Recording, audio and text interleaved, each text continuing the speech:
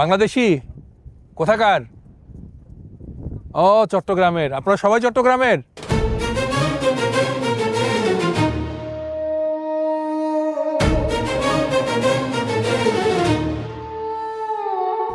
উটের সাম্রাজ্য যেটাকে বলা হয়, বুঝছেন। আরব দেশগুলোতে আসা বাংলাদেশিরা আমার মনে হয় সবচেয়ে বেশি পরিশ্রম করেন। এখানে কেউই কাউকে সহযোগিতা করে না, পাশে দাঁড়ায় না। যার যার কাজ তাকেই করতে হয়, আর পেশাগুলো দেশের মতো নয়, আলাদা। একে তো ভিন্ন পরিবেশ, ভিন্ন ভাষা, তার উপর অন্যরকম কাজ, তাও আবার মরুভূমির মতো একটু অন্যরকম কঠিন জায়গায়।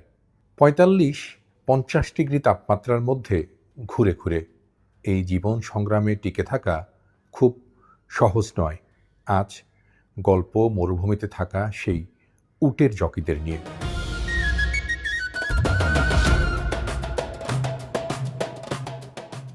জায়গাটির নাম আল শাহানিয়া, কাতারের রাজধানী দোহা থেকে দূরবর্তী এক শহর। শহর না বলে অবশ্য গেঁয়ো কিছুটা এলাকা বলা যায়। দোহা থেকে গাড়ি চালিয়ে যেতে আমাদের সময় লেগেছিল ৩৫ মিনিট, অন্য সময় নাকি ৪০-৪৫ মিনিট পর্যন্ত লাগে। রোজার দিন তাই আমাদের কম লেগেছিল। কিন্তু জায়গাটিতে পৌঁছেই বিস্ময় নিয়ে তাকিয়ে থাকলাম পথের পাশের মরুভূমির দিকে। দলে দলে, শয়ে শয়ে, হাজারে হাজারে উট আসছে সেখান থেকে। এলোমেলো কিংবা ছেড়ে দেওয়া নয়, প্রতিটি সুশৃঙ্খল সুসজ্জিত একটি দল হিসেবে। এসব রেসের উট, মানে দৌড়ের উট।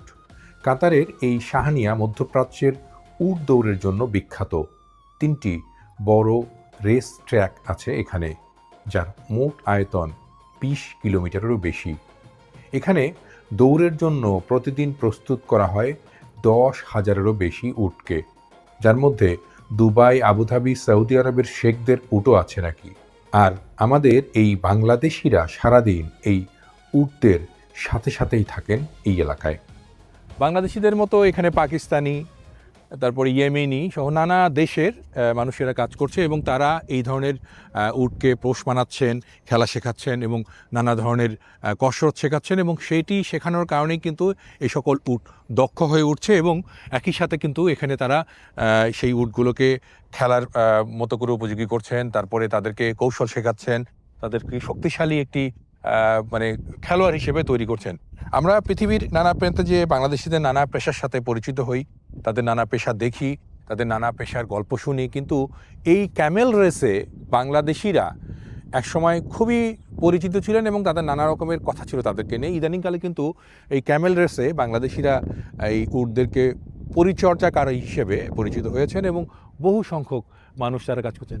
তো বাংলাদেশি কোথাকার? ও চট্টগ্রামের। আপনারা সবাই চট্টগ্রামের? বাহ, কুমিল্লা চট্টগ্রামের।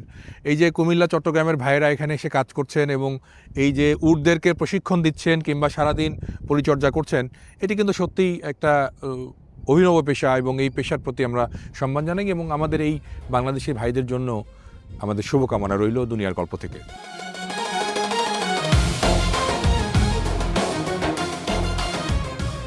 পেশাটা কিন্তু খুবই পরিশ্রম ও ঝুঁকির।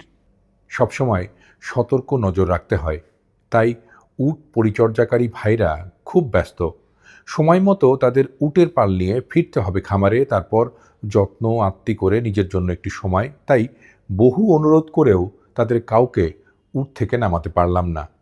এই জকি ছাড়াও উট দৌড়ের এই মাঠ ও আয়োজনকে ঘিরে এখানে আরও নানা পেশার কয়েক হাজার বাংলাদেশি আছেন, তাদের বেশিরভাগই আবার চট্টগ্রামের। পুরা বছরই আপনার উটের এই কার্যক্রম এগুলো হয়ে থাকে।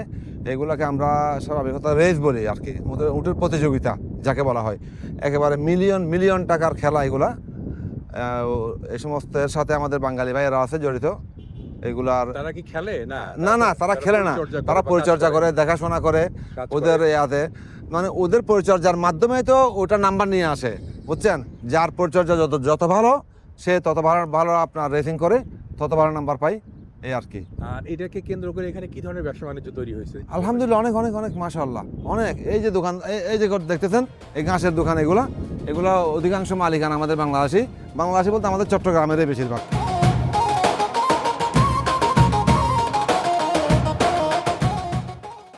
রেসের মাঠ থেকে উট নিয়ে খামারে ফেরা শেষ, একটু জিরিয়েই ইফতারের তাড়া। অনেকেই তড়িঘড়ি করে ছুটে আসছেন নিজের থাকার ঘরের দিকে। রমজানে আরবে একটি বড় সংস্কৃতি হলো অতিথি আপ্যায়ন বা সবার প্রতি এক ধরনের মমতা। তা সে যেই হোক, কুলি, মজুর, উটের জকি, তাতে কোনো ফারাক নেই, সবাই সমান এই সময়টিতে। আরবিদের ঘরে ঘরে এই প্রবাসীদের জন্য ইফতারের বিশেষ আয়োজন হয়। আমরা যখন এমন একটি আয়োজন দেখতে যাই, সেখানে শত শত বাংলাদেশিকে দেখতে পাই। তারা বসে আছেন, অপেক্ষা করছেন ইফতারের, আর অতিথি হয়ে এসেছেন স্থানীয় এই কাতারির বাড়িতে। সেখানে ইফতারের আগে সবাইকে দেয়া হয়েছে খাবার। সস্তা নয়, বেশ ভালো মানের খাবার। খেজুর, লাবাং, সামুচা, কাবাব, মিষ্টির সাথে আছে বিরিয়ানি সহ আরও কয়েক পদ। কোনো কোনো দিন এই ইফতার আয়োজনে দেওয়া হয় আরবীয় খেপসা বা মান্দি। রমজানের প্রতিদিনই এমন ফ্রি খাবারের বন্দোবস্ত থাকে বেশিরভাগ সম্ভ্রান্ত কাতারিদের বাড়ি বাড়ি।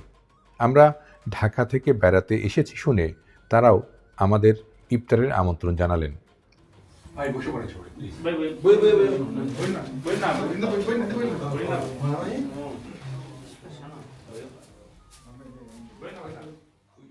আমরা ইফতারের কিছুটা আগে পৌঁছালাম চট্টগ্রামের রফিক চৌধুরীর ভিলায়। এখানে বহু বছর ধরে থাকেন এই রফিক ভাই। এসেছিলেন সাধারণ কর্মী হিসেবে, সাথে এখন তার কর্মীও থাকেন কয়েকজন। আমাদের আসার খবর পেয়ে আশপাশ থেকে আরও 2-1 এসছেন অতিথি হয়ে।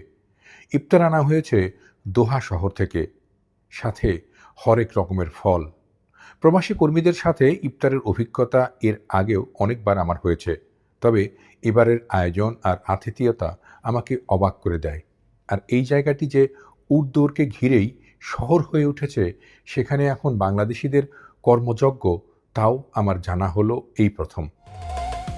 বলতে গেলে এটা উটের উপর আমরা যে বাংলাদেশি যে আছি সবাই এখানে উটের ওই ইয়ার উপরে আমরা নির্ভরশীল। কারণ আমরা কেহ খাদ্য সামগ্রী নিয়ে আসে, কেহ উটের যেগুলা লালন পালন হয় ওইদিকে আমরা অবকাঠামো, আমরা বিশেষ করে আমরা অবকাঠামোর ইয়াতে আছি। আর যারা লালন পালন করে এরা আছে আমাদের বাংলাদেশি অনেকে আছে।